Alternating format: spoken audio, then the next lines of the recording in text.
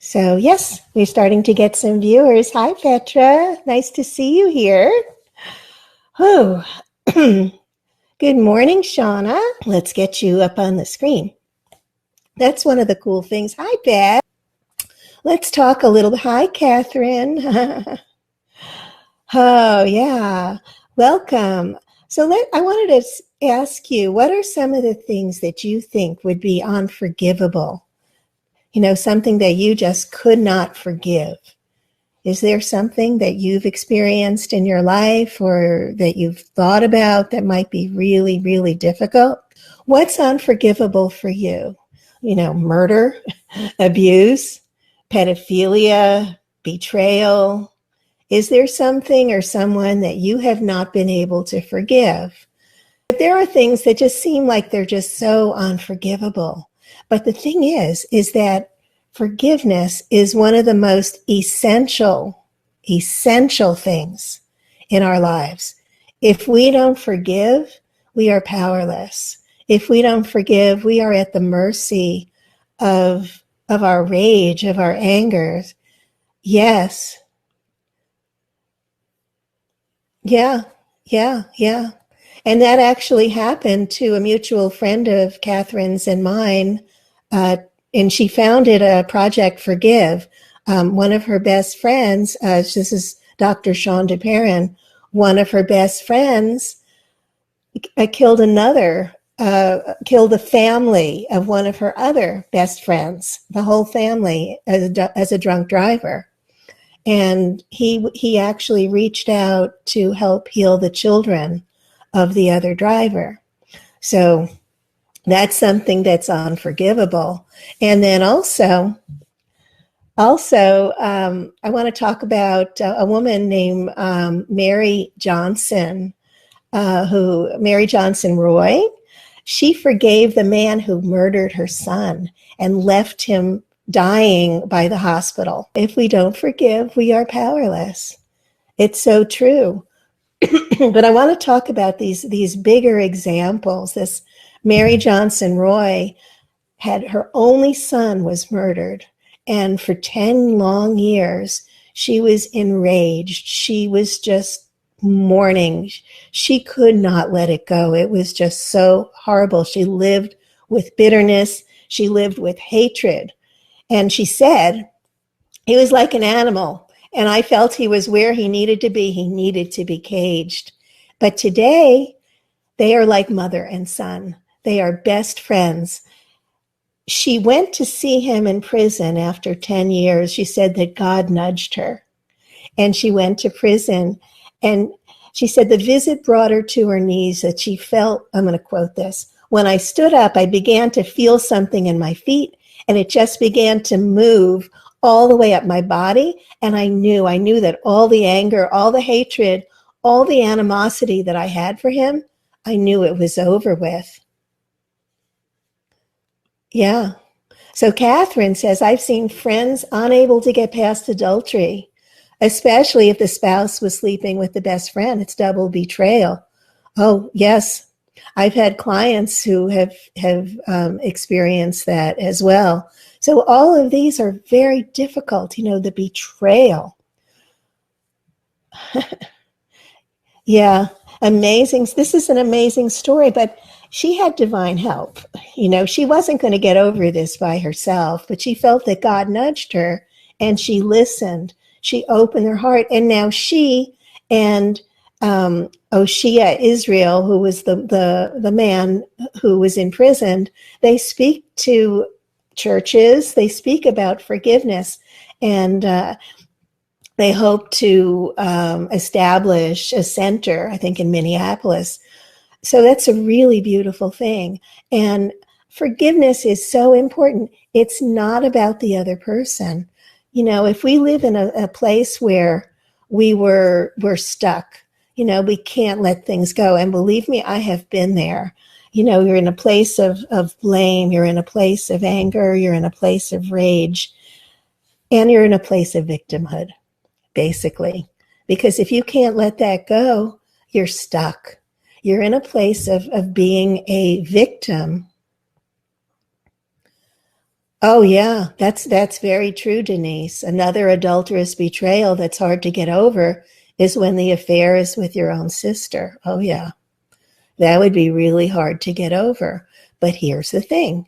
If you keep holding on to that anger, if you keep holding on to that and not letting it go, it keeps you stuck. And it can keep you stuck for years. No, it's really, really important to let it go. Because if you can't, you're stuck in it. And if you're stuck in it, you're powerless. You have totally given your power away to this situation, to the anger, to the rage. So it's really important to get under it, to recognize what's really going on here. And it doesn't mean that you need to condone what the other person did. It doesn't mean that at all. But it does mean that you need to take the charge off of it, everything that you've been feeling.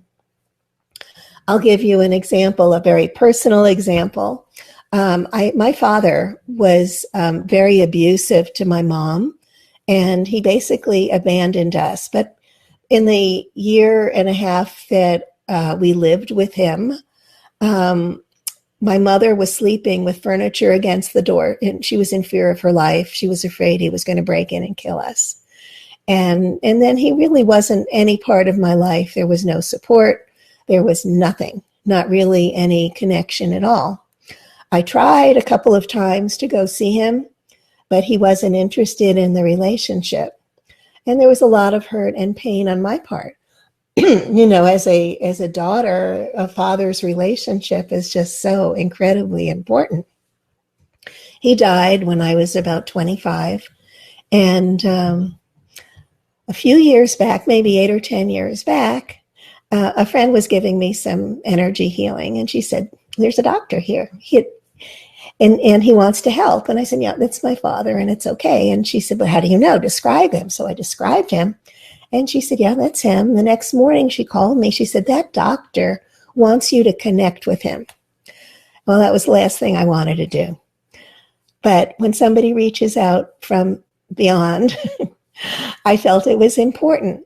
So even though I was reluctant, more than reluctant, I went into my meditation room and I sat on a cushion and I opened up. And the next thing I knew, I was completely surrounded with the most amazing love I have ever experienced. It blew my mind. And so I asked, what is this? And he said, I have always loved you. I will always love you. He said, we contracted before we were born that this was the relationship we would have in this lifetime. And I knew what he was saying was true. I could feel it. And I had tears streaming down my face. It was so incredibly intense. And I let it go. I let go all the anger, the pain, the hatred. I just forgave him. And it was a huge weight that left me. And it explained so much. I understood for the first time that everything comes from love. And that even though it may appear to be something horrible in this lifetime, it's so important to let it go and to recognize that by letting it go, we can grow. So what stops us from forgiving? When we don't want to forgive, it's usually because we are very, very angry. And anger is usually a surface emotion. It's covering up hurt and pain and fear. And it's very tricky to release the anger because we want that. It's sort of a protective shield because it keeps us focused on the other person rather than on ourselves. And very interestingly, when we forgive another person, we're really freeing ourselves. We're forgiving ourselves. So that forgiveness is just so, so powerful. And when we do it, allow ourselves to look at the hurt and the fear, and it lets us look at our own stuff. And it's not always that easy to do. It can be really difficult. And sometimes you want some help. Okay. Very true, Beth. Forgiveness is very important because it sets us free. It sets us free. And that's so true. And it not only that, but it empowers us. When you are stuck, you're dragging the other person with like a ball and chain with you wherever you go. That's what I was doing with my father. And there's some very interesting things that happen when you forgive. It really creates a space for miracles to happen. I'm a miracles mentor, and I help people to move into that place by forgiveness, for letting go of everything that keeps them stuck, so that you can be free, so that you can move forward, so that you can grow into your bigger self. So, Shauna, this one person keeps trying to worm their way back into my life. You don't have to let them. I have an ex-husband, a former husband, and I had a lot of anger toward him. When my oldest granddaughter was being born, I knew that my former husband was going to be there, and I needed to release a lot of stuff. And so sometimes we need, we all do, and I'm really great at helping people to release their stuff, to free them, to move into a miracles place. But I also work with friends, and we can't always see the label when we're inside the jar ourselves. And so I did get some help, and I cleared so much stuff that when we were there in New Mexico with my family, we're staying in a hotel, Harrison and me. And I woke up and I said, I'm feeling so much love for Stephen. And he said, you are? And I said, yeah. Without him, I wouldn't have my beautiful children. I wouldn't have this beautiful granddaughter. And I was just feeling so much love and appreciation.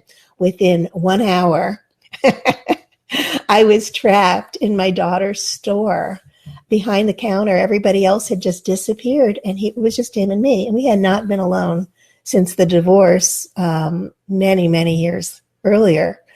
And he has very, very intense energy. And I'm so sensitive and empathic, and I could just feel this energy just kind of worming its way in, like you were saying, Shauna. And I was feeling very uncomfortable. And so I did go back and I wrote him and I said, I love you, I appreciate you, but I really don't want to be friends. I've been there, done that. I'm here to see the kids. And I felt fine with that, because I was able to set my boundaries and be very clear, but I was also feeling a great deal of love. And so I think it's really important, Shauna, that you can set your boundaries and just say, I'm not comfortable with this. This doesn't work. And I wish you all the very best. I'm not holding on to any more charge about this. I'm letting it go, because love is really the essence of who we are. And if we're not allowing ourselves to be fully in our essence, then we are blocking love, we're blocking miracles, and we're blocking our personal growth. So it's so important to let that go. And of course, you don't need to condone anything that they did. I mean, there's horrendous things that happen. I live in Parkland, 5 blocks from Marjorie Stoneman Douglas, and very much aware of how much pain this one shooter caused in this neighborhood. 17 people died. Should he be punished? Should he be held responsible? Absolutely. And, and are they going to be able to heal immediately? No. This is something that takes time. And, there are miracles that can happen, and there are ways that we can move through the pain and the grief. But it's really important that you allow yourself to feel your feelings, to acknowledge them, and then eventually to release the charge on the experience and let it go. So Petra says, forgiving is what you do for yourself. It doesn't mean you condone what happened. If you can't forgive, you're poisoning yourself, but it's a process. You have to be aware of this. The older you get, I'm 64, the more you've met these situations. I've learned, and I'm still learning how it works. Being clear of what your boundaries are very important. So true, Petra. Very, very true. So can we forgive the unforgivable? Yes, we need to, because if we don't, we're stuck. And if we're stuck, we're not growing. We're prisoners. We're powerless, really.